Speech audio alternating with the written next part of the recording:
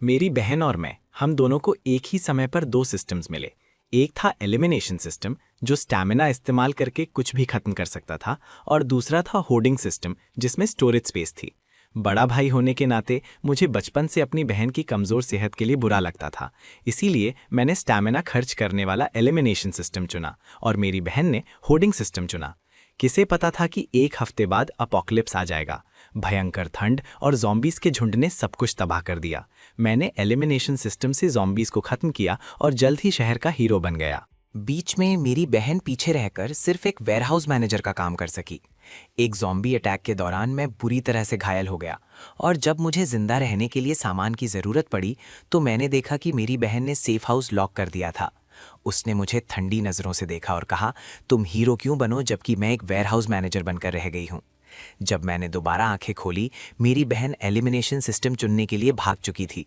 ये देखकर मैं समझ गया कि उसका भी पुनर्जन्म हुआ था। मैं मुस्कुराया। उसे बिल्कुल अंदाजा नहीं था कि एलिमिनेशन सिस्टम की क्या कीमत चुकानी पड़ती है। एलिमिनेशन सिस्टम इस्तेमाल करने में बहुत ज़्यादा स्टैमिना लगता था। मेरे जैसे मजबूत शरीर के बावजूद उसे इस्तेमाल करने के बाद मैं इतना कमज़ोर हो जाता था जैसे कोई गंभीर बीमारी हुई हो। और वो एक ऐसी नाजुक लड़की जो एक बॉटल का ढक्कन भी नहीं खोल सकती, उसे एक बार इस्तेमाल करके शायद 3 दिन तक बिस्तर पर पड़ी रहती। जैसे ही मैंने आंखें खोली, मैंने अपनी बहन को कहते सुना, ईथन, मुझे लाल वाला चाहिए।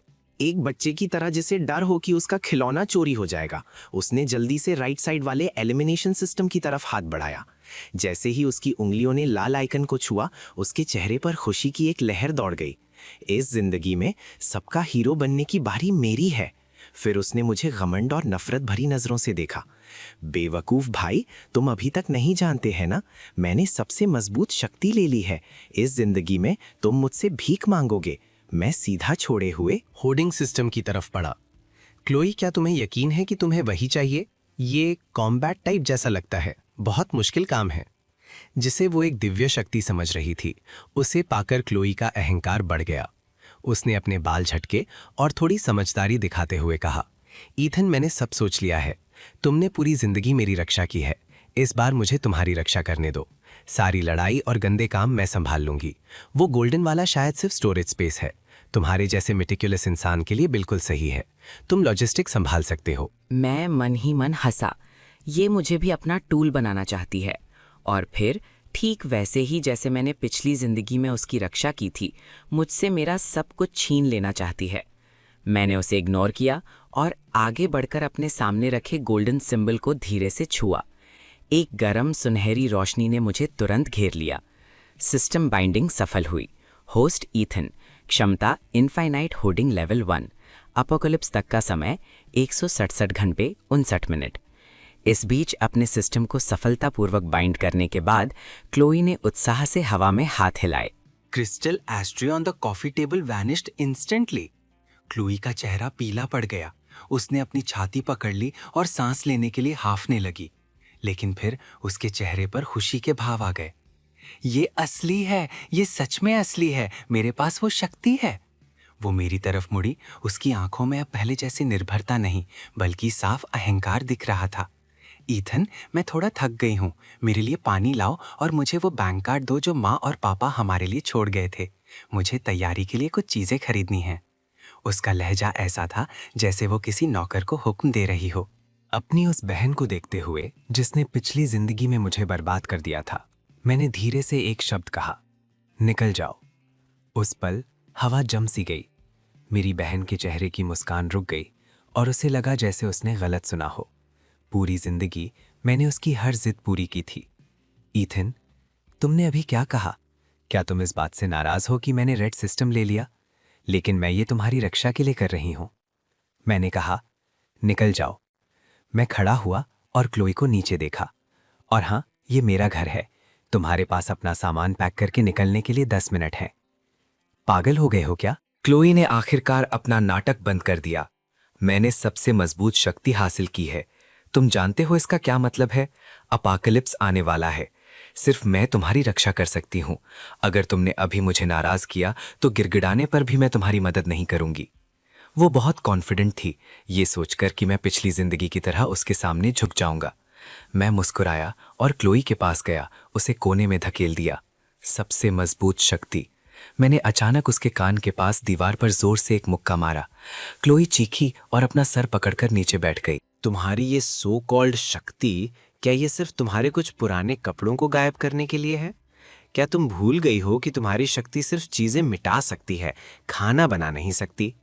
7 दिन में तापमान -60 डिग्री तक गिर जाएगा। बिना खाने और कपड़ों के भले ही तुम पूरी बिल्डिंग गायब कर दो, तुम ठंड और भूख से मर जाओगी। क्लोई का शरीर कांपने लगा। उसने सच में इस बात पर ध्यान नहीं दिया था, लेकिन उसने तुरंत गर्दन अकड़ाकर कहा, तो क्या, मैं जबरदस्ती ले सकती हूँ। जो भी मुझे सामान देने से मना करेगा, मैं उसे गायब कर दूंगी। और तुम एक टूटे हुए वेयरहाउस की रखवाली करके क्या कर लोगे? तुम्हें फिर भी मुझ पर ही निर्भर रहना पड़ेगा। ऐसा है क्या? तो गुड लक। मैं उस पर और वक्त बर्बाद नहीं करना चाहता था। मैं दरवाजे तक गया और उसे जोर से खोल दिया। अभी तुरंत निकलो, वरना मैं सिक्योरिटी से तुम्हें बाहर निकलवा दूंगा। मत भूलो कि ये अभी भी कानून का देश है। मैं ट्रेसपासिंग के लिए पुलिस को बुला सकता हूँ। क्लोई ने मेरी तरफ हैरानी से देखा। ठीक है, बहुत अच्छे। जब तुम इतने बेदर्द हो तो मुझे बेरहम होने का दोष मत देना। जब अपोकलिप्स आएगा, मैं तुम्हें तुम्हारे कबाड़ के ढेर के साथ कितकिताते हुए देखूंगी। ईथन, इस पर पछताना मत। क्लोई कमरे में घुसी और जल्दी जल्दी कुछ कपड़े और गहने सूटकेस में भरे। फिर गुस्से में सामान खींचकर दरवाजे से बाहर निकल गई। जाने से पहले उसने मुझे गुस्से से घूरा। इस जिंदगी में मैं तुम्हें अपनी आंखों के सामने कुत्ते की मौत मरते देखूंगी। दरवाजा जोर से बंद हो गया। मैं उसके सहारे खड़ा हो गया और एक लंबी सांस ली। पहला कदम, रिश्ते तोड़ना, पूरा हुआ। इस एहसान फरामोश के बिना जो किसी भी पल मेरी पीठ में छुरा घोंप सकती थी, मैं आखिरकार पूरी तरह से काम कर सकता था। फिर मैंने अपना फोन निकाला और समय देखा। 15 जनवरी 2026 सुबह के 10 बजे, अपोकलिप्स से ठीक 7 दिन पहले। मैंने अपना 8 मिलियन का घर 20% डिस्काउंट पर ऑनलाइन बेचने के लिए लगा दिया और हमारे माता पिता से मिली विरासत को मिलाकर लगभग 11 मिलियन हो गए। एक ऐसा किला बनाने के लिए जो -70 डिग्री की ठंड और ज़ॉम्बीज़ के हमले झेल सके, और कई जिंदगियों के लिए सामान जमा करने के लिए ये पैसे काफ़ी नहीं थे। फिर मैंने बैंक को फ़ोन किया और अपने कंपनी के शेयर्स और घर गिरवी रख दिए। मैंने कई प्राइवेट लेंडर्स को भी फ़ोन किया और सभी बड़े ऑनलाइन लोन प्लेटफॉर्म्स और क्रेडिट कार्ड से लोन ले लिया। एक पागल जुआरी की तरह सिर्फ एक दोपहर में मेरे पास 16 मिलियन कैश आ गए। इतना काफ़ी होना चाहिए। अपने बैंक अकाउंट में उन चक्कर लाने वाले नंबरों को देखते हुए मुझे कोई खुशी नहीं हुई, सिर्फ जल्दी थी। पैसा सिर्फ कागज़ का टुकड़ा था, सिर्फ सामान ही जान बचा सकता था। मैं अपनी एसयूवी, जो मैंने बेची नहीं थी, सीधा शहर के बाहरी इलाके में ले गया। मेरा लक्ष्य साफ था, वेस्टर्न सबर्ब्स में छोड़ा हुआ कोल्ड चेन लॉजिस्टिक्स पार्क। ये कभी शहर की सबसे बड़ी कोल्ड स्टोरेज फैसिलिटी हुआ करती थी, जिसे बाद में मालिक के पैसे लेकर भाग जाने के बाद छोड़ दिया गया था। जगह सुनसान थी और चारों तरफ खुला मैदान था। बचाव करना आसान और हमला करना मुश्किल। मेरी पिछली जिंदगी में इस पर एक गैंग ने कब्जा कर लिया था और ये सबसे बड़े सर्वाइवर बेसेस में से एक बन गया था। इस जिंदगी में ये मेरा होगा। मैंने उस जगह की देखभाल करने वाले बूढ़े आदमी को ढूंढा और 20,000 कैश उसके हाथ में रखे और कहा कि मुझे ये किराए पर चाहिए। आधे महीने के लिए एक हॉरर एस्केप रूम बनाने के लिए कोई कॉन्ट्रैक्ट नहीं, सिर्फ चाबी चाहिए। नोटों की मोटी गद्दी देखकर बूढ़ा आदमी इतना मुस्कुराया कि उसके नकली दांत गिरने वाले थे और उसने बिना कुछ कहे चाबियां दे दी। चाबी मिलते ही मैंने मेन गेट लॉक कर दिया और विशाल अंडरग्राउंड कोल्ड स्टोरेज में चला गया। भले ही ये 2 साल से बंद था, 10 मीटर जमीन के नीचे होने की वजह से ये ठंडा और गीला था। लगभग 3000 स्क्वायर मीटर, 8 मीटर ऊंची छत के साथ। सिस्टम, इस जगह को स्कैन करो, मैंने मन में आदेश दिया। स्कैन पूरा हुआ। सेमी इनक्लोज्ड अंडरग्राउंड स्पेस मिला। सेफ हाउस रेनोवेशन की जरूरतों को पूरा करता है। स्पेस एंकरिंग एक्टिवेट करो। एक बार एंकर होने के बाद ये जगह असली दुनिया में सामान ट्रांसफर करने के स्टेशन का काम करेगी। तुम बाहरी सामान को सीधा यहाँ टेलीपोर्ट कर सकते हो और सिस्टम स्पेस से सामान यहाँ ला सकते हो।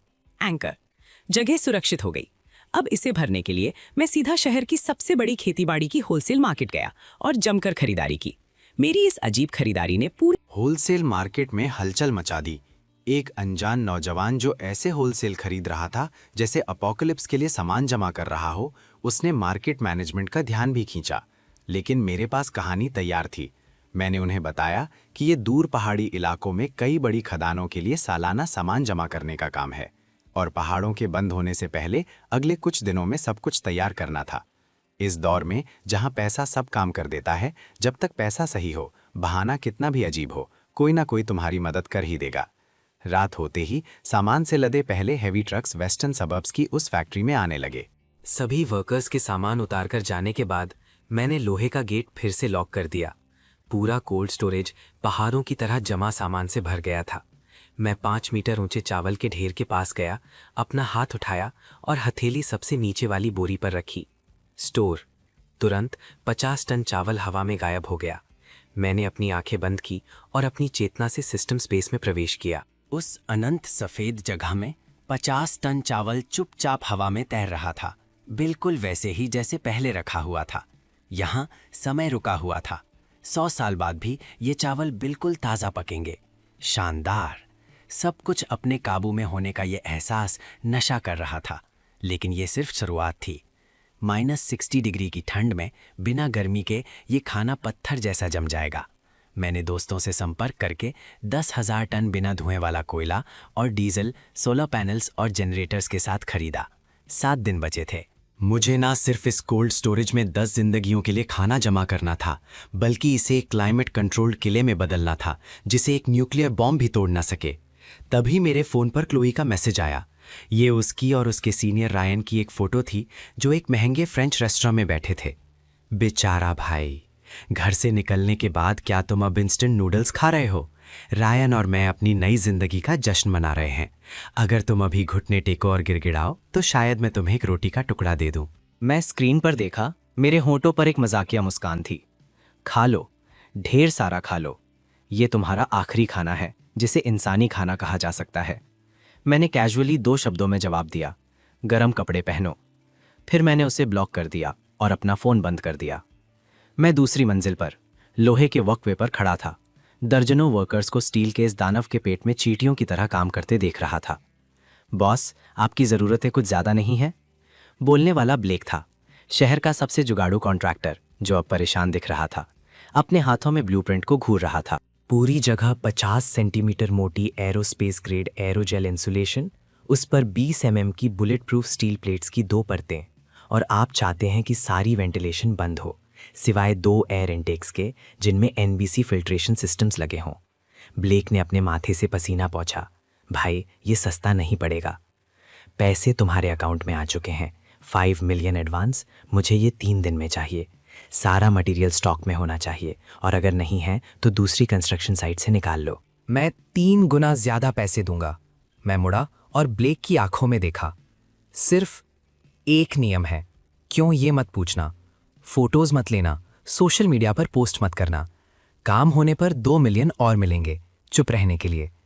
ब्लेक का गला जोर से हिला। 7 मिलियन, उसके 2 साल के मुनाफे के बराबर।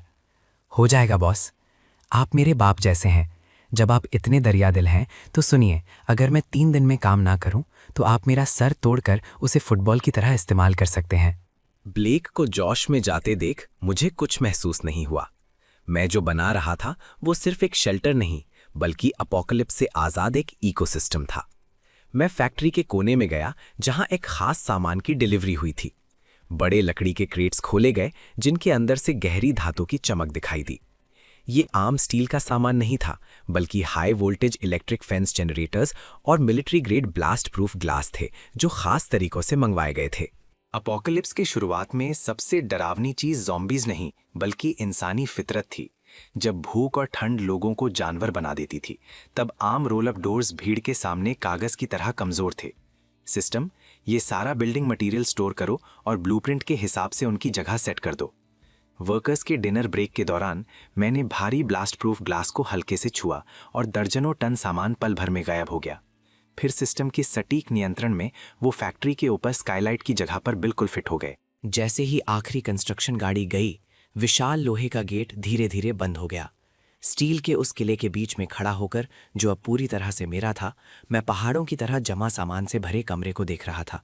काफ़ी नहीं है, बिल्कुल काफ़ी नहीं है। मैंने अपने फ़ोन का बैलेंस चेक किया, 5 लाख से भी कम बचे थे। कानूनी तरीकों से खरीदने की मेरी शक्ति खत्म हो चुकी थी। अगली बारी थी 0 रुपये शॉपिंग की रात की।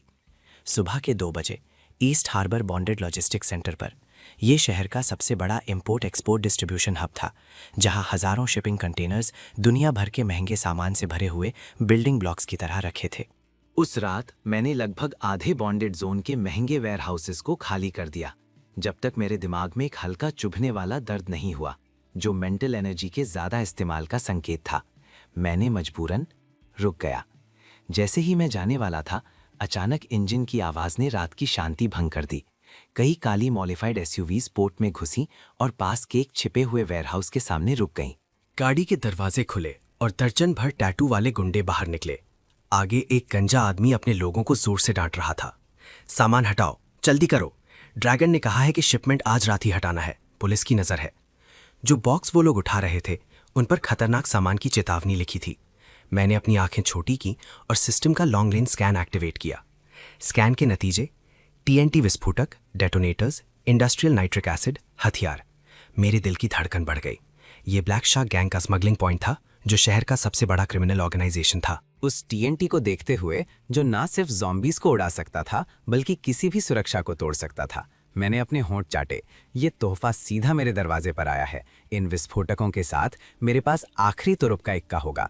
जब ये मुझे मिल ही गया है तो मैं शर्म नहीं करूंगा।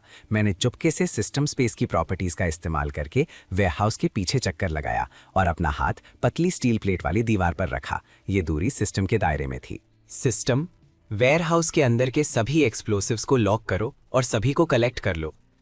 अंदर सामान ले जा रहे गुंडों ने सिर्फ एक झलक देखी और उनके हाथों ने भारी बक्से अचानक गायब हो गए। हवा अचानक शांत हो गई। 1 दर्जन से ज्यादा गैंग के सदस्य जमकर खड़े हो गए, खाली हवा को पकड़े हुए एक दूसरे को हैरानी से देख रहे थे। अरे ये क्या हुआ? बॉक्स कहाँ गए? ये तो अजीब है। ड्रैगन, गड़बड़ हो गई है, सामान गायब हो गया है, सब कुछ चला गया। गंजा लीडर दौड़कर आया और खाली वेयरहाउस को घूर कर देखने लगा। उसके भाव गुस्से से डर और फिर अस्तित्व के संकट में बदल गए। कान, किसने किया ये? बाहर निकलो। उसने अपनी पिस्टल निकाली और हवा में पागलों की तरह लहराई। तब तक मैं इस अफरा तफरी का फायदा उठाकर पोर्ट की दीवार फांदकर रात में गायब हो चुका था। 24 घंटे की उलटती गिनती।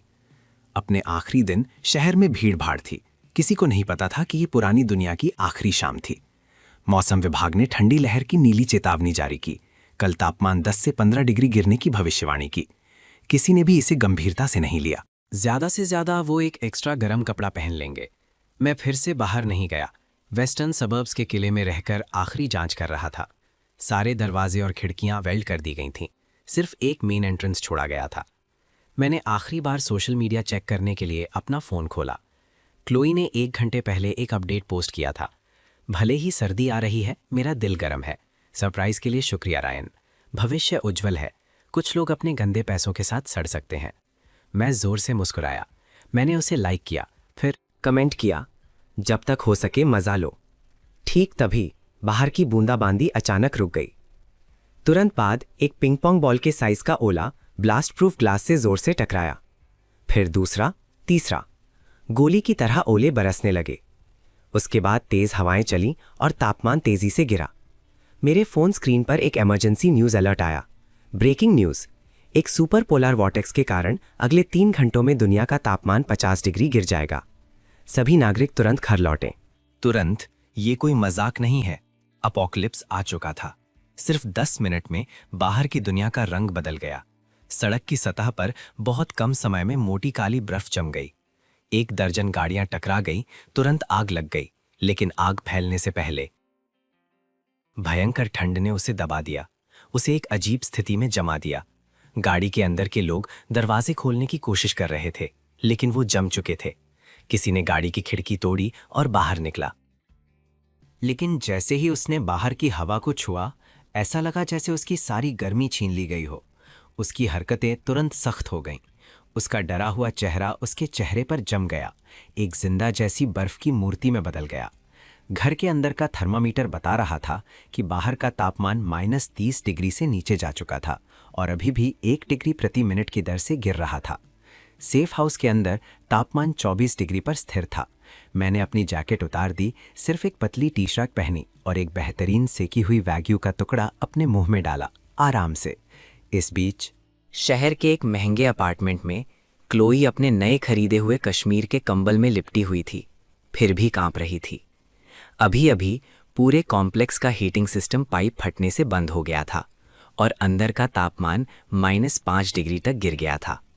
भले ही ये अभी तक जानलेवा नहीं था, क्लोई जैसी नाजुक लड़की के लिए ये पहले से ही नर्क था। रायन, कुछ सोचो, हम ठंड से मर जाएंगे। उसने अपने पास बैठे रायन को धक्का दिया। रायन भी बुरी तरह से ठंड से कांप रहा था, पागलों की तरह अपने सारे कपड़े पहन रहा था। चुप करो, मुझे भी ठंड लग रही है। ये कमबख्त मौसम अचानक बदल गया। जल्दी करो, कुछ हीट पैक्स ढूंढो। हीट पैक्स उस बॉक्स में है। क्लोई ने कोने की तरफ इशारा किया। उन्होंने इधर उधर ढूंढा तो सिर्फ 10 से कम हीट पैक्स बचे मिले। रात भर चलने के लिए बिल्कुल काफ़ी नहीं थे। रुको, तुम्हारा भाई, क्या उसके पास पैसे नहीं हैं? वो किसी लग्जरी होटल में होगा या उसने हीटिंग इक्विपमेंट खरीद लिया होगा। जल्दी फ़ोन करो। क्लोई ने यह सुनते ही जैसे डूबते हुए को तिनके का सहारा मिल गया हो, कांपते हाथों से मेरा नंबर मिलाया। माफ़ कीजिए, आपने जो नंबर मिलाया है वो अभी बंद है, कमबख्त। क्लोई ने गुस्से में अपना फोन सोफे पर फेंक दिया। उस बदमाश की हिम्मत कैसे हुई अपना फोन बंद करने की? घबराओ मत, घबराओ मत। रायन की आंखों में एक चमक आई। मुझे अब याद आया, मैंने तुम्हारे भाई को पहले साउथ सिटी होलसेल मार्केट में देखा था। मैं दूर था, लेकिन मैंने उसे वेस्टर्न सबर्ब्स और एक फैक्ट्री का जिक्र करते हुए सुना था। वहाँ एक छोड़ दी गई फैक्ट्री है। ऐसे समय में वो वहीं छिपा होगा। चलो उसे ढूंढते हैं। लेकिन बाहर इतनी बर्फ है। क्लोई ने बाहर के भयंकर बर्फीले तूफान को देखा। नहीं, जाने का मतलब मौत का इंतजार करना है। बर्फ जल्दी नहीं रुकेगी। कुछ घंटों में यहाँ के पाइप फट जाएंगे। हमारे पास हीट वाली गाड़ी है और एक बार जब हम तुम्हारे भाई को ढूंढ लेंगे, तुम्हारे सिस्टम और मेरे दिमाग से हम उसे आसानी से हरा देंगे। फिर उसकी सारी चीज़ें हमारी हो जाएंगी। लालच ने डर पर काबू पा लिया। दोनों ने अपने सारे कपड़े पहने और लड़खड़ाते हुए नीचे उतरे, गाड़ी में घुस गए। गाड़ी स्टार्ट हुई और जब गर्म हवा आई तो दोनों ने राहत की सांस ली। चलो वेस्टर्न सबर्ब्स चलते हैं। क्लोई की आंखों में एक बुरी चमक आई। जब हम ईथन से मिलेंगे तो मैं उससे बर्फ में घुटने टेक कर माफ़ी मंगवाऊंगी। अपने पहले के बुरे बर्ताव के लिए माफ़ी मंगवाने पर मजबूर करूंगी। इस बीच वेस्टर्न सबर्ब्स में मैं सर्वेलेंस स्क्रीन के कोने को घूर रहा था। वहां कई आवारा कुत्ते एक साथ सिकुड़कर कांप रहे थे। अचानक एक कुत्ते का शरीर जोर से ऐंठने लगा। उसकी आंखें तुरंत लाल हो गईं, खून जैसी लाल। एक चुभने वाली इंसानी नहीं ऐसी चीख वीराने में गुंजी और उस बदले हुए ज़ॉम्बी कुत्ते ने अब साथियों पर हमला कर दिया। खून बर्फ पर छिड़क गया, तुरंत लाल बर्फ के क्रिस्टल्स में जम गया। ये कोई आम वायरस नहीं है, ये भयंकर ठंड वाला ज़ॉम्बी वायरस है। उन्हें ठंड से डर नहीं लगता। जितनी ज़्यादा ठंड होती है वो उतने ही उत्तेजित हो जाते हैं। मैंने अपनी चॉपस्टिक्स रखीं, आखिरकार आ ही गए। मैं उठा और कंट्रोल पैनल के पास गया और लाल बटन दबाया। Level 1 alert, defence mode activate. पहली सुरक्षा लाइन की हाई वोल्टेज इलेक्ट्रिक फेंस तुरंत चालू हो गई। बर्फीले तूफान में नीली चिंगारियां निकलीं। मैंने अपना वाइन ग्लास उठाया और सर्वेलेंस स्क्रीन पर बर्फीले तूफान को बधाई दी। नर्क में स्वागत है मेरे मेहमानों। वेस्टर्न सबर्ब्स में बर्फीला तूफान एक सफेद आफत में बदल गया था, जिसमें 5 मीटर से ज्यादा देखना मुश्किल था। एक सफेद BMW X5 एक शराबी की तरह सड़क पर मुश्किल से चल रही थी, जहां बर्फ पहले से ही आधा मीटर गहरी थी। हम अभी तक वहां क्यों नहीं पहुंचे? तुमने नहीं कहा था कि ये सिर्फ 20 किलोमीटर है? क्लोई पैसेंजर सीट पर 2 डाउन कंफर्टर्स में लिपटी बैठी थी। अभी भी इतनी ठंड थी कि उसके दांत जोर से बज रहे थे। चुप। रायन की स्टीयरिंग व्हील पर हाथ सुन हो चुके थे, नीले बैंगनी फ्रॉस्ट बाइट से ढके हुए थे। GPS कह रहा है कि बस आगे ही है। कमबख्त, मुझे सड़क बिल्कुल नहीं दिख रही है। एक तेज आवाज आई और गाड़ी का नीचे का हिस्सा अचानक नीचे धंस गया, फिर पूरी तरह से रुक गया। गाड़ी सड़क के बीच में एक सख्त बर्फ के टुकड़े पर फंस गई थी। गाड़ी खराब हो गई है। रायन ने स्टीयरिंग व्हील पर जोर से मुक्का मारा, लेकिन उसका हाथ बर्फीले सख्त लेदर कवर से टकरा गया, जिसे वो दर्द से कराह उठा। क्या? क्लोई चीखी। क्या तुम मुझे यहां मरना चाहते हो? रायन, तुम बेकार हो। चुप करो। अगर तुम इतनी ही काबिल हो तो तुम चलाओ। रायन भी गुस्से में फट पड़ा। बचने की इच्छा ने उसके आम नाटक पर काबू पा लिया। बाहर निकलो, वो काली परछाई आगे फैक्ट्री होनी चाहिए, हम पैदल चलेंगे। दोनों के पास अब कोई और रास्ता नहीं था। गाड़ी में रहने का मतलब ठंड से मरना था। उन्होंने कंबल लपेटे और 2 भोले पेंगुइन्स की तरह बर्फीले तूफान में लड़खड़ाए। उन्हें लगा जैसे उनके फेफड़े जम रहे हैं। हर सांस एक धीमी अजाब थी। 500 मीटर, आमतौर पर कुछ मिनट का रास्ता, उन्हें पूरा आधा घंटा लग गया। जब वो स्टील का दानव जैसी फैक्ट्री उनके सामने आई तो दोनों लगभग घुटनों के बल चलकर मेन गेट तक पहुंचे, लेकिन सामने का नज़ारा देखकर वो हैरान रह गए। ये एक छोड़ दी गई फैक्ट्री नहीं थी, ये साफ तौर पर एक स्टील का किला था। असली टूटी फूटी लाल ईंटों की दीवारें पूरी तरह से सिल्वर ग्रे मेटल प्लेट से ढकी हुई थीं। क्लोई भागकर विशाल ठोस स्टील के गेट तक गई, पागलों की तरह दरवाज़ा पीटने लगी। ईथन, ईथन, मुझे पता है तुम अंदर हो, दरवाज़ा खोलो। ईथन, मैं क्लोई हूँ, मैं ठंड से मर रही हूँ, प्लीज मुझे अंदर आने दो। ईथन, मैं रायन हूँ, हम परिवार हैं, तुम हमें मरने के लिए कैसे छोड़ सकते हो? दोनों चिल्ला चिल्लाकर थक गए, लेकिन उनकी आवाजें तेज हवा में घुल गईं। अंदर मैं एक बड़े लेदर सोफे पर बैठा था, सर्विलेंस स्क्रीन्स की दीवार के सामने। उन पर 2 धुंधले थर्मल इमेजिंग लाल परछाइयां गेट पर 2 बेचारे मक्खियों की तरह चिपकी हुई थीं। मेरे पास एक छोटे तांबे के बर्तन में लाल तेल उबल रहा था, जिससे एक बेहद स्वादिष्ट मसालेदार खुशबू आ रही थी। सिस्टम, बाहर के स्पीकर्स चालू करो, मैंने शांति से आदेश दिया। एक्टिवेट। बाहर के स्पीकर से एक खड़खड़ाहट की आवाज आई, जिससे दोनों चौंक गए। फिर एक सुस्त शांत आवाज में हल्की मजाक के साथ बर्फीले तूफान में गूंजी, कौन है? तुम्हें नहीं पता रात के बीच में लोगों को परेशान करना गैर कानूनी है? ये आवाज सुनकर क्लोई की आंखों से तुरंत आंसू बहने लगे। ईथन, मैं हूं, तुम्हारी बहन, दरवाजा खोलो, बाहर बहुत ठंड है, हम मर रहे हैं। बहन? हाँ, मेरी आवाज धीमी ही रही, एक सुप के साथ। "स्स, ये डक इंटेस्टाइन थोड़ा ज्यादा पक गया है। तुमने क्या कहा, तुम कौन हो? बाहर। क्लोई का गला घुटने लगा। मैं यहाँ कुत्ते की तरह ठंड में जम रही हूँ और तुम अंदर हॉटपॉट खा रहे हो, और डक इंटेस्टाइन भी। उस लजीज खुशबू ने उसके मुंह में तुरंत पानी ला दिया। उसका पेट गद्दारी से गुर्राने लगा।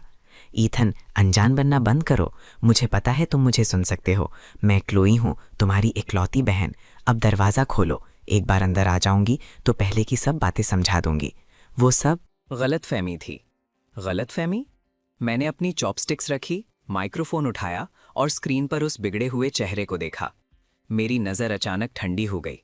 मुझे निकालने के लिए कहना एक गलतफहमी थी, या ये कहना कि तुम मुझे अपने सामने कुत्ते की मौत मरवाओगी, वो भी एक गलतफहमी थी। वो सिर्फ गुस्से में कहा था।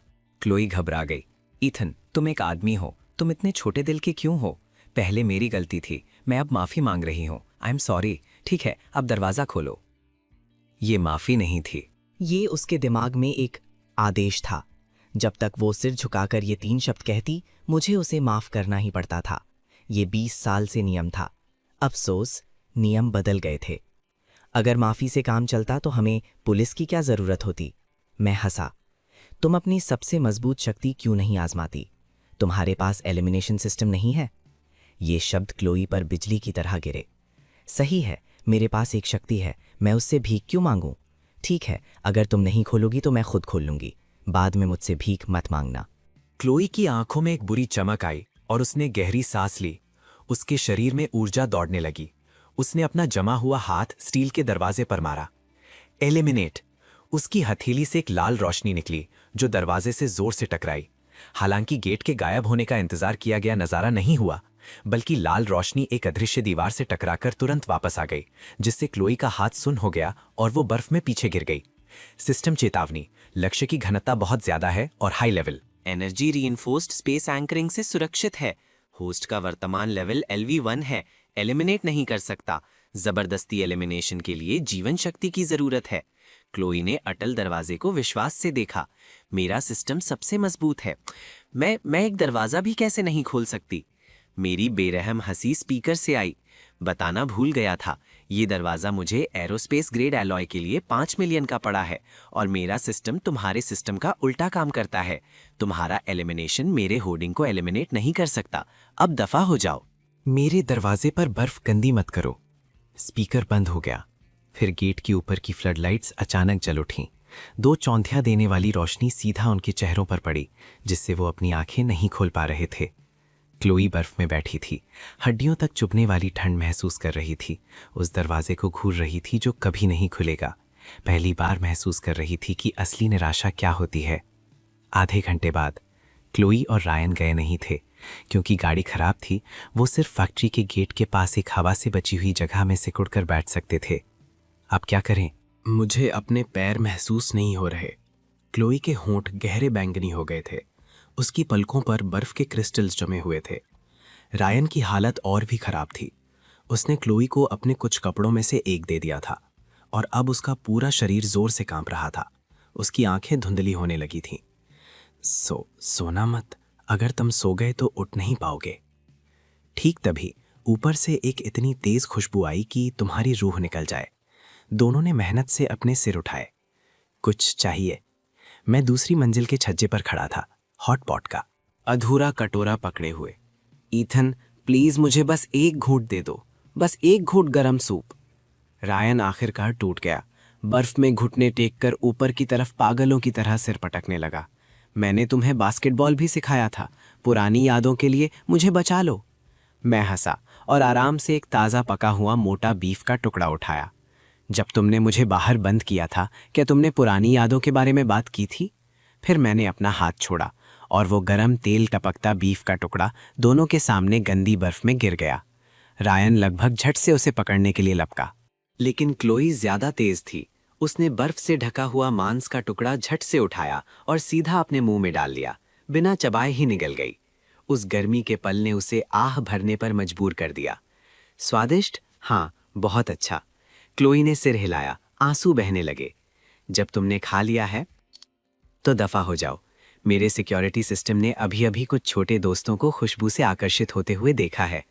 इससे पहले कि दोनों कुछ समझ पाते, दूर बर्फीले तूफान ने कई चमकती हुई हरी आंखें अचानक दिखाई दी। धीमी गुर्राहट हवा पर आ रही थी। उनके बदले हुए ज़ॉम्बी कुत्ते।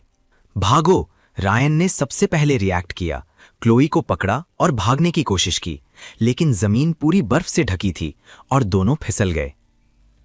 मुंह के बल जमीन पर जोर से गिरे। पहला ज़ॉम्बी कुत्ता आगे लपका। उसका खुला मुंह सीधा रायन की जांघ की तरफ था। मदद करो इथन, मेरी मदद करो! रायन ने कान फाड़ने वाली चीख निकाली जब वो कुत्ते को जोर से मार रहा था, लेकिन उस जीव को कोई दर्द महसूस नहीं हो रहा था। इस नाजुक पल में रायन की आंखों में एक बुरी चमक आई। उसने अचानक क्लोई को पकड़ लिया। पास खड़े आदमी को पकड़कर उसे कुत्ते के मुंह की तरफ जोर से धक्का दे देती है और खुद बचने के लिए लुढ़क जाती है। तुम क्या कर रहे हो? क्लोई डर से चीखती है। बासी जबड़े उसकी गर्दन में घुसने वाले थे। जिंदगी और मौत के इस पल में जीने की इच्छा डर पर काबू पा लेती है। क्लोई हमला करने वाले कुत्ते के सिर पर आंखें गड़ा लेती है। जैसे ही उसके दिमाग में लाल आइकन तेजी से चमकता है, वो मन ही मन गरजती है, एलिमिनेट। विशाल टिबेटन मस्टिफ का सिर क्लोई की नाक से सिर्फ 1 सेंटीमीटर दूर पूरी तरह से मिट जाता है। सिर्फ एक सिर कटा। लाश क्लोई पर जोर से गिरता है। उसकी सांस लगभग रुक जाती है। होस्ट ने एलिमिनेट किया। Tier 1 mutant. Experience gained 10 points. Stamina depletion warning. Chloe को अपनी ताकत जाते हुए महसूस होती है। उसकी आंखों के सामने अंधेरा छा जाता है और वो लगभग बेहोश हो जाती है, लेकिन वो बच गई थी। ये छोटा सा शो दिलचस्प होता जा रहा है। मैं दूरबीन नीचे करता हूँ। मेरी आंखों में मजाक चमक रहा था। जब तुम लोग जाना नहीं चाहते तो मैं तुम्हें बचने का रास्ता दिखाता हूँ। मेरी आवाज़ फिर से गूंजती है, एक शैतानी आकर्षण के साथ। 200 मीटर पूर्व में एक सिक्योरिटी बूथ है। आज रात जिंदा रहने का ये तुम्हारा एकमात्र मौका है। इसके साथ खिड़की पूरी तरह से बंद हो जाती है। अंधेरे में सिर्फ 2 कांपते हुए लोग रह जाते हैं और उनके चारों तरफ और ज़्यादा हरी आंखें जमा हो जाती हैं। बूथ की तरफ चलो। क्लोई कुत्ते की लाश को धक्का देती है और लड़खड़ाते हुए उठती है। वो रायन की तरफ एक नज़र भी नहीं डालती। उसे वो धक्का याद था। ज़ॉम्बी कुत्तों के हमला करने से पहले आखिरी पल में दोनों लड़खड़ाते हुए उस टूटे फूटे सिक्योरिटी बूथ की तरफ दौड़ते हैं। बूथ छोटा और हवादार था। उन्होंने मुश्किल से खिड़कियों को छोड़े हुए तख्तों और पुराने अखबारों से बंद किया। क्लूई, तुम ठीक हो? रायन पास आकर एक चापलूसी भरी मुस्कान के साथ उसका हाथ पकड़ने की कोशिश करता है। अभी मैं कुत्ते को धक्का दे रहा था, तुम्हें नहीं, गलत मत समझो। उस मुश्किल के बाद उसके मासूम चेहरे का नकाब आखिरकार उतर जाता है। नीचे का स्वार्थी ठंडा स्वभाव सामने आ जाता है। ये मत सोचो कि मुझे नहीं पता तुम्हारे दिमाग में क्या है रायन। अब से अगर तुमने मुझ पर एक और हाथ उठाने की हिम्मत की तो मैं तुम्हारा सर भी उस कुत्ते की तरह गायब कर दूंगी। रायन जम जाता है। उसकी आंखों में एक गुस्से की चमक आती है, लेकिन वो उसे जल्दी से छिपा लेता है। वो जानता है कि क्लोई अब उस भयंकर एलिमिनेशन सिस्टम का इस्तेमाल करती है। उसके लिए उसे मारना बच्चों का खेल होगा, वो सिर्फ सहन कर सकता है। इस बीच सेफ हाउस में मेरे हाथों में एक टैबलेट है। भले ही पब्लिक नेटवर्क बंद हो गया है, मेरा मिलिट्री ग्रेड सैटेलाइट रिसीवर अभी भी दुनिया भर के सिग्नल्स पकड़ रहा है। दुनिया भर की खबरें स्क्रीन पर स्क्रॉल हो रही हैं। पूर्वी क्षेत्र के लिए आपातकालीन घोषणा। सरकार ने सबसे उच्च स्तरीय आपातकालीन प्रोटोकॉल एक्टिवेट कर दिया है। देश भर में सरकारी शेल्टर अब खुल गए हैं। जिंदा बचे लोग कृपया नजदीकी स्थान पर जाएं। शहर का shelter, east district sports centre, shelter 7। मैं उन कोऑर्डिनेट्स को घूरता हूं। मेरी पिछली जिंदगी में वो जगह शुरुआती दिनों में सबसे बड़ा सरकारी किला था, लेकिन ठीक इसलिए क्योंकि वहां बहुत ज्यादा लोग थे, सामान तेजी से खत्म हो गया और अव्यवस्थित प्रबंधन के साथ 1 महीने के अंदर बदनाम अनाज भंडार दंगा भड़क उठा, जिसमें हजारों लोग मारे गए। ऐसा लगता है कि इतिहास का रास्ता नहीं बदला है। मैंने खबर बंद की और सिस्टम इंटरफेस खोला। वर्तमान stock 32,000 ton. System level LV1। Experience 0%। Upgrade की जरूरत। 10 टियर 1 ज़ॉम्बी कोर्स जमा करो। कोर्स। मेरी पिछली जिंदगी में लोगों को अपोकलिप्स के तीसरे महीने तक ये नहीं पता चला था कि ज़ॉम्बी दिमाग के कोर को शक्तियों को बढ़ाने के लिए इस्तेमाल किया जा सकता है, लेकिन मैं अब जानता हूँ। वो बेवकूफ़ क्लोई कुत्ते को मारने में इतनी व्यस्त थी कि उसने सबसे कीमती जीत का सामान बर्फ में छोड़ दिया। वो मेरे एक्सपीरियंस पॉइंट्स हैं, उन्हें बर्बाद नहीं होने दे सकता। मैं एक हल्के नैनो थर्मल कॉम्बैट सूट में बदल जाता हूं और अपनी टैक्टिकल कुल्हाड़ी उठा लेता हूं। मैंने इस भयंकर बर्फीले तूफान की पहली रात में अपनी पहली फसल काटने के लिए घूमने जाने का फैसला किया है, और ये चेक करने के लिए कि क्या वो 2 चूहे अब तक ठंड से मर गए हैं। एक पूरी तरह से बंद नैनो थर्मल कॉम्बैट सूट पहने और अपनी टैक्टिकल कुल्हाड़ी पकड़े हुए मैं वेस्टर्न आउटस्कर्ट्स के वीराने से गुजर रहा हूं। 50 मीटर आगे ज़ॉम्बी कुत्तों का झुंड सिक्योरिटी बूथ के चारों तरफ घूम रहा था। कुल 7 थे। मैंने अपनी सांस ठीक की, फिर जहां मैं छिपा हुआ था वहां बर्फ के ढेर के पीछे से निकला। पहला ज़ॉम्बी कुत्ता अभी भी बूथ पर गुर्रा रहा था। उसने गैली कुल्हाड़ी आने से पहले रिएक्ट भी नहीं किया। एक आवाज़ के साथ टैक्टिकल कुल्हाड़ी ने उसकी सख्त खोपड़ी को चीर दिया। टियर 1 ज़ॉम्बी कुत्ता एलिमिनेट। एक्सपीरियंस +5। इस हंगामे ने तुरंत बाकी 6 कुत्तों को सतर्क कर दिया।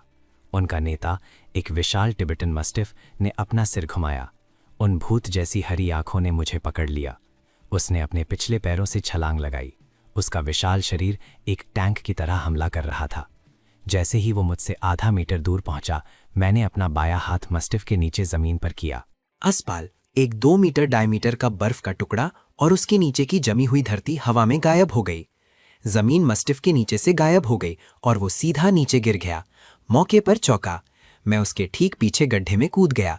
मेरी टैक्टिकल कुल्हाड़ी हवा में घूमी और मस्टिफ के कमजोर गर्दन के जोड़ पर बेरहमी से वार किया। एक अजीब कुत्ते का सर लुढ़क गया।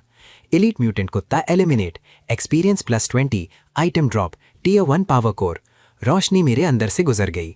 मैं झुका और अपनी नफरत को दबाते हुए मास्टिफ की खोपड़ी में टटोला। जल्द ही मैंने एक उंगली के नाखून के आकार का क्रिस्टल निकाला जो हल्की लाल रोशनी दे रहा था। ये अपोकलिप्स की सबसे महंगी करेंसी है। कोर, ज़ॉम्बी शक्ति का स्रोत और मानव विकास की कुंजी। ऊपर के बाकी 5 ज़ॉम्बी कुत्ते पागलों की तरह भौंक रहे थे, लेकिन गड्ढे में उतरने की हिम्मत नहीं कर रहे थे। मैंने एक क्रूर मुस्कान के साथ ऊपर देखा। जल्दी मत करो, एक एक करके तुम सब मेरे एक्सपीरियंस पॉइंट्स हो। एक सोच के साथ मैंने अपने सिस्टम से एक मॉडिफाइड नेल गन निकाली। अगले 5 मिनट तक मैं गद्दे के तले में ऐसे खड़ा रहा जैसे मैं निशाना लगा रहा हूं। लड़ाई खत्म। मैं बाहर निकला और हर लाश को तलाश किया। किस्मत मेरे साथ थी। 7 कुत्तों ने कुल 3 कोर्स दिए। सिस्टम एक्सपीरियंस बार 45% तक बढ़ गया है। मैंने कोर्स को अपने स्पेस में फेंका और सिक्योरिटी बूथ की तरफ चला गया। अंदर खाली था, सिर्फ गंदे पैरों के निशान और दीवार पर नाखून से खरोची हुई एक लाइन थी। ईथन, तुम इसके लिए कीमत चुकाओगे। बड़ा जिद्दी है ना? मैं उपेक्षा से हंसा। मैं चिंतित नहीं हूं कि ये 2 मामूली मोहरे क्या कर सकते हैं। इस अपोकलिप्स में जीना अक्सर मरने से ज्यादा दर्दनाक होता है। जब वो सरकारी शेल्टर में चले गए हैं तो उन्हें वहां अपने इनाम का आनंद लेने दो। वो असली जीता जागता नर्क है। मैं मुड़ा और चला गया। मेरी परछाई बर्फीले तूफान में गायब हो गई। इस बाहर की सैर ने एक बात साबित कर दी। इस दुनिया में जहां सारे नियम टूट चुके हैं, जब तक आप बेरहम और मजबूत हैं, ये जगह मेरा खेल का मैदान है और मेरा अगला लक्ष्य शहर का ये सेंट्रल हॉस्पिटल। वहां सिर्फ ज़ॉम्बीज इंतजार नहीं कर रहे हैं, बल्कि वो एंटीवायरल सीरम भी है जिसकी मुझे सख्त ज़रूरत है। भले ही ये ज़ॉम्बी वायरस का इलाज नहीं कर सकता, ये आम फ्लू और इन्फेक्शंस का इलाज कर सकता है जो शुरुआती चरणों में महत्वपूर्ण है। इस बीच ईस्ट डिस्ट्रिक्ट स्पोर्ट्स सेंटर में जगह को एक अस्थायी शेल्टर में बदल दिया गया है। हजारों बचे हुए लोग प्रवेश द्वार पर भीड़ लगाए हुए हैं। चीख, गालियां और मदद की गुहार अराजकता में घुल मिल गई है। हथियारबंद सैनिक तनावपूर्ण चेहरों के साथ व्यवस्था बनाए हुए हैं। धक्का मत दो, लाइन बनाओ, तापमान की जांच जरूरी है। किसी को घाव है, तुरंत अलग करो। सामान सीमित है, हर व्यक्ति को प्रतिदिन 1 कटोरा पॉरेज मिलेगा। और चाहिए, खोज और बचाव टीम में शामिल हो जाओ। क्लोई और रायन भीड़ में घुल मिल गए, पूरी तरह से बिखरे हुए। रुको, तुम क्या कर रहे हो? एक सैनिक ने लाइन तोड़ने की कोशिश कर रहे दोनों को रोक दिया। मैं एक अवेकेंड हूँ। क्लोई ने इस आखिरी सहारे को पकड़ा, पागलों की तरह हाथ हिलाते हुए और चिल्लाते हुए। मेरे पास शक्तियां हैं, मैं खास हूं, मुझे अंदर आने दो, मुझे तुम्हारे कमांडर से मिलना है। अवेकेंड? सैनिक रुका। भले ही खास क्षमता वाले लोगों की पहचान करने के आदेश आए थे, पिछले कुछ दिनों में बहुत से नकली लोग आए थे। साबित करो, सैनिक ने ठंडी आवाज में कहा। क्लोई ने एक गहरी सांस ली, थकन और भूख से इंड्यूस चक्कर से लड़ते हुए। उसने अपना हाथ सड़क के किनारे एक विशाल कंक्रीट के अवरोध की तरफ बढ़ाया। एलिमिनेट। एक लाल झलक और कई 100 पाउंड का अवरोध तुरंत हवा में गायब हो गया, जैसे कि वो कभी था ही नहीं। आसपास की भीड़ शांत हो गई। सैनिक की आंखें तेजी से सिकुड़ गई जब उसने तुरंत अपना रेडियो पकड़ा। प्रवेश द्वार पर अवेकन्स दिखे हैं, टर्मिनेशन टाइप, आदेशों का अनुरोध है। 5 मिनट बाद क्लोई और रायन को एक गर्म ऑफिस में ले जाया गया। डेस्क के पीछे एक अधेड़ उम्र का आदमी मिलिट्री कोट में बैठा था। उसने क्लोई को ऊपर से नीचे तक देखा। तो तुम्हारी क्षमता एलिमिनेशन है। तुम कितना बड़ा एलिमिनेट कर सकती हो? क्या तुम जिंदा लोगों को एलिमिनेट कर सकती हो? 2 मीटर के दायरे में कुछ भी। क्लोई आखिरकार गर्मी महसूस करते हुए थोड़ा साफ बोलने लगी। जिंदा लोग भी। अभी यहां आते वक्त मैंने एक म्यूटेटेड टिबेटन मास्टिफ को मारा। कमांडर? ऐसे इंसान की तरह जिसने अभी अभी एक मजाक सुना हो। छोटी लड़की, तुमने एक कुत्ता मार दिया और सोचती हो कि तुम अमर हो गई हो। वो उठा और खिड़की के पास गया, बाहर घने ज़ॉम्बी झुंड की तरफ इशारा करते हुए। अब हजारों ज़ॉम्बीज हैं। तुम्हारी क्षमता जो कुछ बार इस्तेमाल करने के बाद तुम्हें थका देती है, युद्ध के मैदान में कुछ भी नहीं है। क्लोई का चेहरा तुरंत सख्त हो गया। हालांकि कमांडर का लहजा बदल गया जब उसकी नजर बाहर बर्फ से ढके रनवे पर पड़ी। तुम्हारी क्षमता का एक ज्यादा उपयुक्त उद्देश्य है। बर्फीले तूफान ने सड़कें बंद कर दी हैं, सामान के ट्रक्स नहीं आ पा रहे हैं, हवाई पट्टी बर्फ से ढकी हुई है। हमें एक जीवन रेखा साफ करनी है। बर्फ हटाना। क्लोई को बेहद अपमानित महसूस हुआ।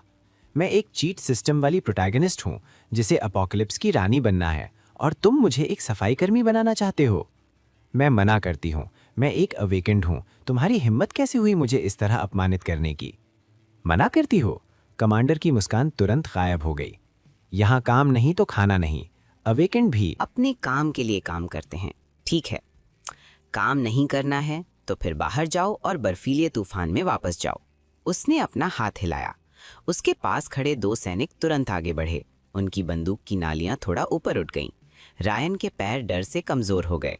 उसने जल्दी से क्लोई की आस्तीन पकड़ी, पागलों की तरह आंखों से इशारा करते हुए। क्लोई, जल्दबाजी मत करो, पहले जिंदा रहो, हम बाद में कुछ सोच लेंगे। क्लोई ने उन काली बंदूक की नालियों को देखा, फिर बाहर की नर्क जैसी ठंड के बारे में सोचा। उसका घमंड टूट गया। मैं करूंगी। उसने अपने दांत पीस लिए और अपमान में अपना सिर झुका लिया। आधे घंटे बाद क्लोई को स्पेशल क्लियरेंस यूनिट नंबर 098 में नियुक्त किया गया। उसका काम आसान था, निर्माण वाहनों के सामने खड़ा होना और लगातार आगे की बर्फ और मलबे पर अपनी क्षमता का इस्तेमाल करना, बर्फ की दीवारों के हिस्सों को मिटाना। जब एक हिस्सा गायब हो जाता, काफिला आगे बढ़ता। हर बार जब वो अपनी शक्ति का इस्तेमाल करती, उसका शरीर पूरी तरह से थक जाता। तेज, क्या देरी हो रही है? पीछे का काफिला इंतजार कर रहा है। सुपरवाइजर ने मेगाफोन से गर्जा। रायन, जिसके पास कोई क्षमता नहीं थी, सबसे निचले स्तर की परिवहन टीम में नियुक्त किया गया। उसका काम था उन लोगों को जो ठंड से जम गए थे या काटे गए थे, उन्हें जलाने वाले गड्ढों तक ले जाना। वहां की बदबू किसी को बेहोश कर सकती थी। साथ ही संक्रमण का लगातार खतरा था, लेकिन जिंदा रहने के लिए वो आधा सड़ा हुआ बन पाने के लिए वो सिर्फ सहन कर सकता था। देर रात दोनों जिम्नाजियम में साझा सोने के प्लेटफॉर्म पर गिर पड़े। यहाँ सैकड़ों लोग भरे हुए थे। पसीने और पैरों की बदबू एक साथ मिल गई थी। क्लोई अपने सूजे हुए सड़ते हुए हाथों को देखती रही। आंसू बेकाबू होकर बहने लगे। ऐसा नहीं होना चाहिए था। वो ईथन के बारे में सोचती है, उस गरम आग के बारे में। ईथन, तुम अभी बहुत खुश होगे। क्लोई ने गंदे कंबल को जोर से पकड़ा। उसके नाखून उसकी हथेली में घुस गए। इस समय सेंट्रल हॉस्पिटल के सामने का प्लाजा जमे हुए ज़ॉम्बीज से भरा हुआ था। ये जीव मरे नहीं थे। जैसे ही उन्हें किसी जिंदा इंसान के शरीर की गर्मी महसूस होती, वो तुरंत जाग जाते। सिस्टम स्टेल्थ फील्ड एक्टिवेट करो। मैंने अपने शरीर के चारों तरफ एक थर्मल इंसुलेशन बारात बनाने के लिए थोड़ी सी ऊर्जा खर्च की। अपने ग्रैपलिंग हुक का इस्तेमाल करके मैं सीधा तीसरी मंजिल की खिड़की पर चढ़ गया। तीसरे फ्लोर पर फार्मेसी थी। यहाँ कम ज़ॉम्बीज थे। कुछ भटकती हुई नर्स ज़ॉम्बीज को मारने के बाद मैं शेल्फ्स के पास गया। मेरा हाथ घुमा और दवाइयों की पंक्तियां एक के बाद एक गायब हो गईं। आधे रास्ते में नीचे से तेज गोलियों की आवाज आने लगी। मैं खिड़की के पास गया और नीचे देखा। 2 मॉडिफाइड आर्मर्ड व्हीकल्स हॉस्पिटल के गेट तोड़कर अंदर घुस आए। 7-8 पूरी तरह से हथियारबंद गुंडे ज़ॉम्बीज पर गोलियां बरसा रहे थे। गाड़ियों पर एक काले शार्क का चिन्ह था। Black shark gang. फिर से ये लोग। ऐसा लगता है कि उन्हें भी दवाइयों का महत्व समझ में आ गया है और वो रात के अंधेरे में लूटने आए हैं। क्या इत्तेफाक है। मैं ठंडी हंसी हंसा। मुझे जाने की कोई जल्दी नहीं थी, बल्कि मैं खिड़की के पास एक आरामदायक जगह पर बैठकर नीचे का शो देखने लगा। ब्लैक शार्क गैंग की फायर पावर तेज थी। उन्होंने जल्दी से एक रास्ता साफ किया और सीधा लॉबी के एलिवेटर्स की तरफ बढ़े। गोलियों की आवाज़ बहुत तेज थी। सिर्फ प्लाजा के ज़ॉम्बीज ही नहीं, बल्कि आसपास के कई ब्लॉक्स के ज़ॉम्बीज भी यहाँ आ गए। जैसे ही ब्लैक शार्क गैंग लॉबी में घुसी, फर्श अचानक फट गया। एक विशाल ज़ॉम्बी 3 मीटर से ज़्यादा लंबा, फूली हुई मांसपेशियों के साथ नीचे से ऊपर आ गया। Tier 2 mutant, titan power type. मेरी आंखें थोड़ी सिकुड़ गईं। एक टियर 2 म्यूटेंट पहले से ही। ये क्या भला है? ये क्या चीज़ है? ब्लैक शार्क गैंग के सदस्य डर गए। कई एकेज ने एक साथ फायरिंग शुरू कर दी। गोलियां टाइटन पर लगी, लेकिन सिर्फ छोटे छोटे खून के धब्बे बने। टाइटन गरजा, आराम से पास में पड़ी एक छोड़ी हुई घरनी उठाई और उसे एक फ्रिस्बी की तरह फेंका। 2 ब्लैक शार्क गैंग के सदस्य तुरंत कुचल गए। सीन अराजकता में बदल गया। सही समय मेरी आंखें चमक उठीं। ये टाइटन से एक टियर 2 पावर कोर है। ये मुझे सीधा लेवल अप करने देगा और शायद एक नया स्किल अनलॉक करेगा। मैं धीरज से ब्लैक शार्क गैंग के टाइटन की स्टैमिना कम करने का इंतजार करने लगा। 5 मिनट बाद लॉबी शांत हो गई। सारे 7 ब्लैक शार्क गैंग के सदस्य लाशें थे। टाइटन भी बुरी तरह से घायल था, जोर से सांस ले रहा था। वो जमीन पर झुककर ठीक होने के लिए लाशों को खा रहा था। अभी मेरा मौका है। एक बाज की तरह मैं तीसरी मंजिल से कूदता हूँ।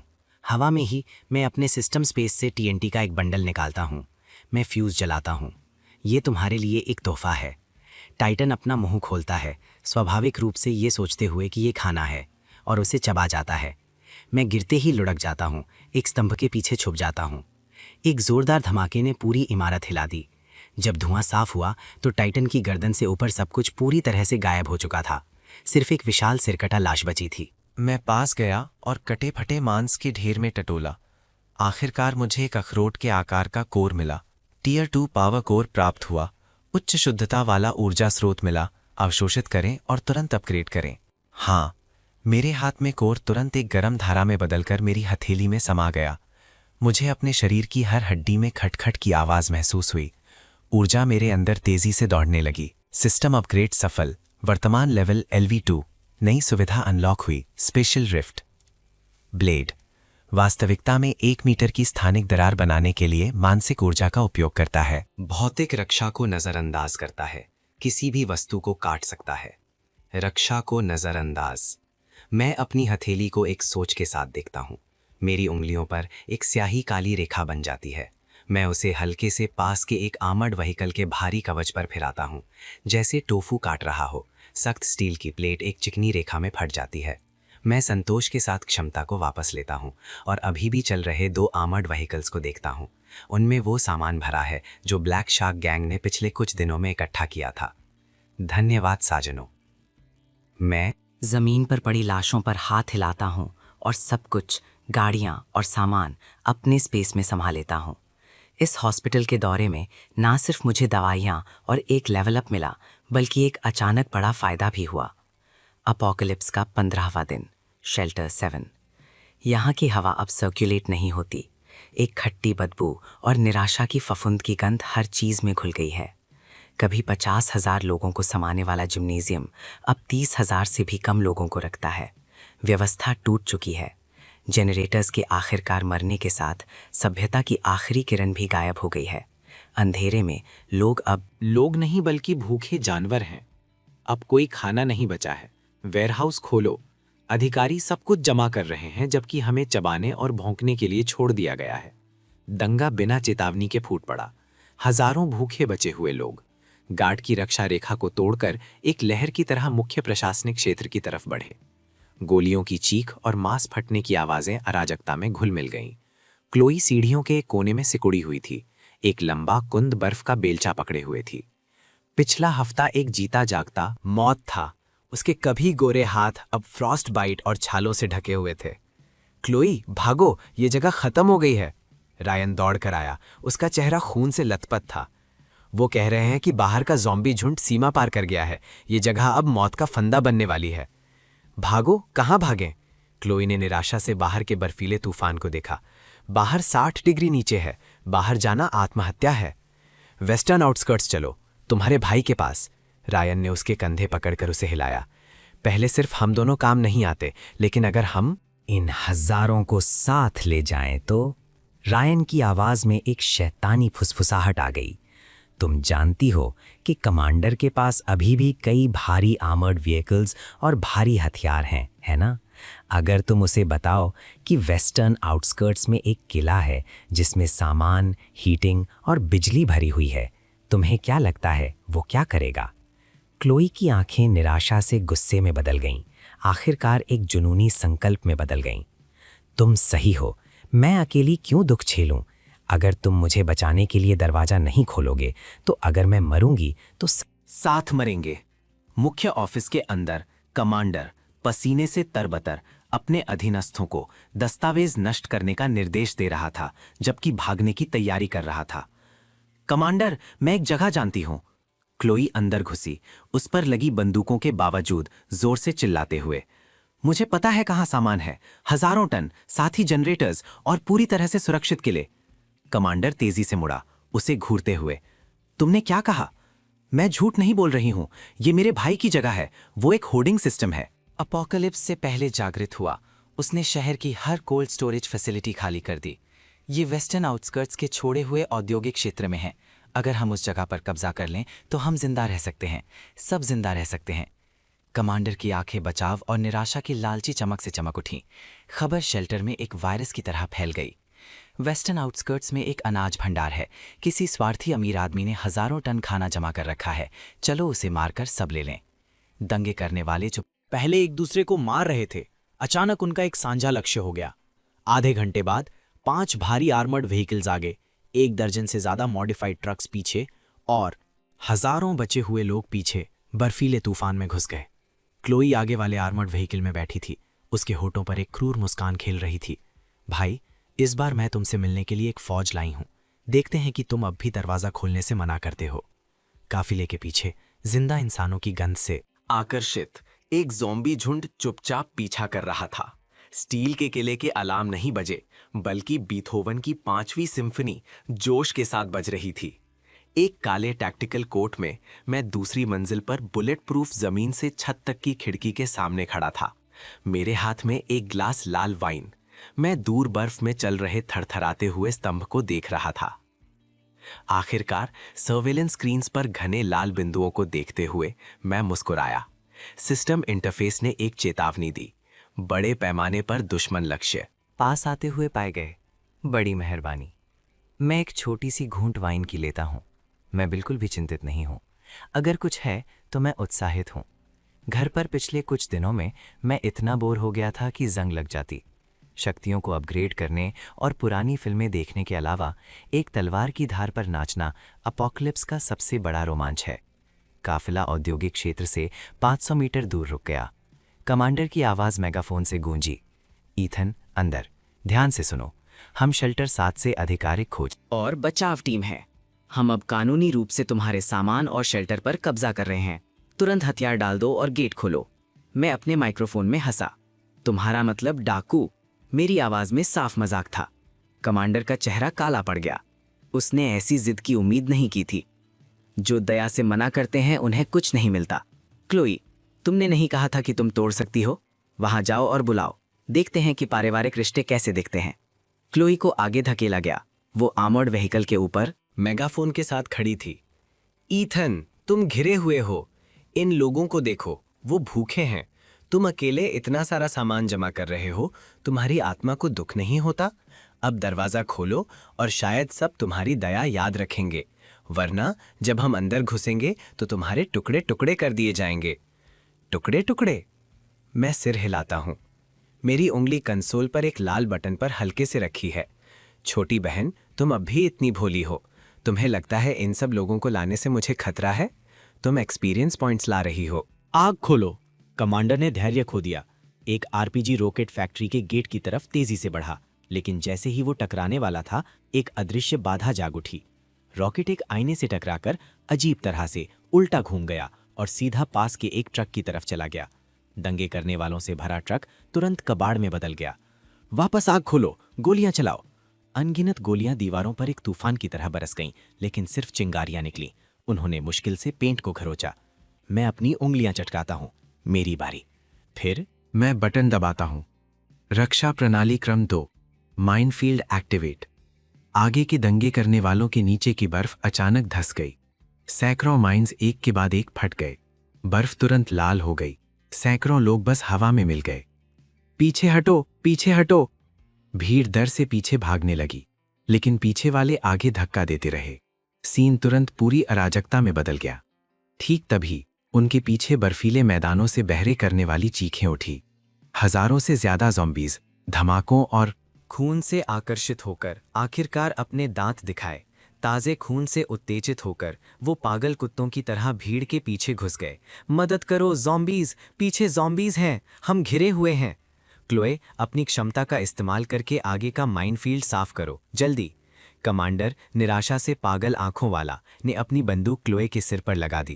क्लोए पूरी तरह से कांप रही थी। निराशा से आगे के क्षेत्र पर अपनी मिटाने की क्षमता का इस्तेमाल कर रही थी, लेकिन माइनफील्ड बहुत बड़ा था। उसका स्टैमिना समुद्र में एक बूंद था। 1 मिनट से भी कम समय में उसके नाक से खून बहने लगा। वो गाड़ी की छत पर गिर गई। बेकार। कमांडर ने उसे गाड़ी से लात मारी और आर्मर्ड व्हीकल में घुसकर भागने की कोशिश की, लेकिन मैं उसे कैसे भागने देता? जब तुम इतनी दूर आए हो, कुछ छोड़ कर जाओ। मैं छज्जे पर खड़ा होकर अपना दाया हाथ उठाया, मुड़ते हुए आर्मर्ड व्हीकल पर पकड़ने की मुद्रा बनाई। Special rift plate. एक दिखाई देने वाली काली दरार हवा में फटी।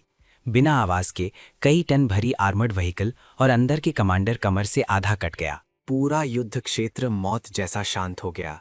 सब उस एक वार की शक्ति से हैरान थे। रायन लाशों के बीच छिपा था, ऊपर खड़े आदमी को एक देवता की तरह घूर रहा था। युद्ध पूरे 3 घंटे चला। 3000 से ज्यादा की सेना लगभग पूरी तरह से खत्म हो गई थी। जमीन पर लाशें बिखरी हुई थीं। ताजे खून की गर्मी ने बर्फ को पिघला दिया, जो जल्दी से फिर से जमकर लाल बर्फ की एक मोटी परत में बदल गई। इस जगह को एक विशाल खुले मॉर्ग में बदल दिया। ज़ॉम्बी झुंड भी मेरी भारी मशीन गन से ज्यादातर साफ हो गया था। बर्फीला तूफान रुक गया।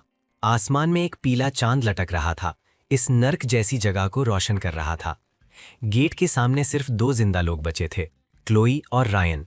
उनकी किस्मत थी कि शुरुआत में गाड़ी से लात खाने और मलबे के नीचे मुर्दा होने का नाटक करने से वो अब तक मुश्किल से जिंदा बच पाए थे। गेट धीरे धीरे खुला। टैक्टिकल कुल्हाड़ी हाथ में मैं उनकी तरफ कदम कदम चल रहा था। क्लोई जमीन पर घुटने टेक कर बैठी थी, चेहरा खून से लथपथ था। मैं गलत थी, मैं सच में गलत थी। मुझे मजबूर किया गया था। कमांडर ने मुझे आने के लिए मजबूर किया था, तुम जानते हो। मैं कितनी डरपोक हूं, है ना? उन्होंने हमें मजबूर किया। हमारे पुराने रिश्ते के लिए मुझे बख्श दो। मैं तुम्हारी एक गुलाम की तरह सेवा करूंगी। मैं उनके सामने 2 मीटर दूर रुक गया। बिना कुछ कहे मैं अपने सिस्टम स्पेस से एक टेबल और कुर्सियां निकाली। फिर मैंने एक छोटा लाल मिट्टी का चूल्हा निकाला। मैंने आग जलाई, बर्तन रखा, पानी डाला, हॉट पॉट का बेस डाला। जल्द ही मसालेदार खुशबू हवा में फैल गई। मैंने पतली कटे हुए भेड़ के मांस की एक प्लेट निकाली और आराम से उसे पकाने लगा। भूख लगी है? मैंने एक टुकड़ा मांस उठाया और उसे ठंडा करने के लिए फूंका। क्लोई और आयन के गले सिकुड़ गए। उनकी आंखें चाहत से भर गईं, लेकिन उससे भी ज्यादा डर से। मुझे एक निवाला दे दो प्लीज। क्लोई आंसुओं में भीख मांगने लगी। ये सीन इतना जाना पहचाना था। मैंने मांस अपने मुंह में रखा और धीरे धीरे चबाया। मेरी पिछली जिंदगी में मैंने तुमसे इसी तरह भीख मांगी थी। उस दरवाजे के पार मैंने तुमसे एक घूंट पानी मांगा था, भले ही एक एक्सपायर्ड क्रैकर हो। तुमने क्या कहा था? क्लोई पूरी तरह से कांप रही थी। तुमने कहा था सामान काम के लोगों के लिए है, बेकार लोग हवा बर्बाद करने के लायक नहीं है। मैंने अपनी चॉपस्टिक्स रखी और उन्हें बर्फीली आंखों से देखा। अब मैं वो शब्द तुम्हें वापस करता हूं। मैं उठा। मेरे हाथ में टैक्टिकल कुल्हाड़ी चांदनी में ठंडी चमक रही थी। रायन, मैंने पुकारा। रायन ने सोचा कि कोई उम्मीद है और जल्दी से ऊपर देखा। तुमने कहा था तुम क्लोई से प्यार करते हो और उसके लिए मर जाओगे, है ना? रायन ने हिचकिचाया और अपने पास क्लोई को देखा। उसे मार दो और मैं तुम्हें रख लूंगा। मेरी आवाज में लालच था। मैं तुम्हें एक एनहांसमेंट सीरम भी दूंगा, तुम भी अवेकेंड बन सकते हो। एक खंजर रायन के सामने गिरा। इंसानियत की अंतिम परीक्षा। नहीं, क्लोए ने रायन को डर से देखा, पीछे हटते हुए। तुम नहीं करोगे, हम प्यार में हैं। रायन ने खंजर को देखा, फिर ईथन के पीछे गरम रोशन किले को, फिर अपने सामने इस गंदी बेकार औरत को। उस पल प्यार नामक नकाब पूरी तरह से टूट गया। रायन ने अचानक खंजर पकड़ा और एक बिगड़े हुए चेहरे के साथ क्लोए पर झपटा। क्लोए, तुमने उसे सुना। अगर तुम मर जाओगी तो मुझे जीने को मिलेगा। तुम अब बेकार हो, मेरे लिए मरने में क्या बुराई है? क्लोए चीखी। जीने की इच्छा ने उसकी आखिरी ताकत को निकाल दिया। रायन के हाथ में खंजर हवा में गायब हो गया, लेकिन वो पहले से ही क्लोए के ऊपर था। दोनों हाथ उसकी गर्दन पर जोर से जम गए। मरो, मरो, मेरे रास्ते में आना बंद करो। दोनों एक खून के तालाब में दो जानवरों की तरह एक दूसरे को नोच रहे थे। गंदा, बिल्कुल गंदा। मैं इस सीन को ठंडी नजर से देख रहा था, जैसे एक अजीब कॉमेडी देख रहा हूं, जब तक दोनों थककर जमीन पर गिर पड़े, हांफते हुए। क्लोए का चेहरा काटने से बिगड़ गया था। रायन ने एक आंख खो दी थी। शानदार। मैं धीरे धीरे तालियां बजाता हूं। लेकिन मैंने तुमसे झूठ बोला था। मैं उनके पास गया और अपनी कुल्हाड़ी उठाई। मेरा सेफ हाउस कभी कचरा नहीं लेता। उनकी निराश चीखों के बीच कुल्हाड़ी उठी और गिरी। सफेद बर्फ पर खून एक खिलते हुए प्लम के फूल की तरह छिड़क गया। इस जिंदगी के झगड़े आखिरकार खत्म हो गए। बिना हिचकिचाए मैं मुड़ा और अपना हाथ हिलाया। जमीन पर पड़ी लाशें और दूर आर्मर्ड व्हीकल का मलबा सब सिस्टम के कचरा निपट्टन में समा गया। प्रवेश द्वार एक बार फिर से साफ हो गया। वापस अंदर आकर मैं विशाल जमीन से छत तक की खिड़की के पास गया। मैंने देखा बाहर बर्फीला तूफान अभी भी तेज था। दुनिया मर चुकी थी, लेकिन मैं अभी भी जिंदा था और मैं अच्छी तरह से जीऊंगा। मैंने कैबिनेट से एक पुरानी विस्की की बोतल निकाली और 2 ग्लास भरे। एक मैंने जमीन पर डाला, अपने मूर्ख पिछले जीवन के लिए एक श्रद्धांजलि। दूसरा मैंने आसमान की तरफ उठाया, इस क्रूर लेकिन शानदार नई दुनिया को बधाई देते हुए। हेलो अपोकलिप्स, मैं ईथन हूं, इस क्षेत्र का